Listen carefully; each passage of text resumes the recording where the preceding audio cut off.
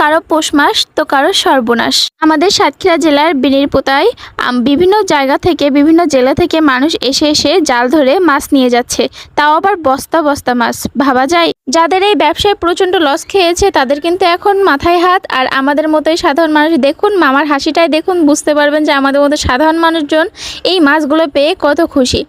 এই জন্যই বললাম যে কারো সর্বনাশ কারো পৌষ মাস। আমাদের বিনয়পুতায় প্রচণ্ড বৃষ্টির কারণে দুই পাশে দুই ঘের পানি এক সমান হয়ে গিয়ে মাছগুলো সব এপাশ থেকে ওপাশ করছে। তো বিভিন্ন জেলা থেকে মানুষজন এসে এসে জাল ধরে বস্তা বস্তা মাছ নিয়ে যাচ্ছে, আর সেটা হাটে বিক্রি করা হচ্ছে। এক বস্তায় প্রায় 5-6 হাজার টাকা দাম, কোনো বস্তা আর একটু বেশি আর একটু কম।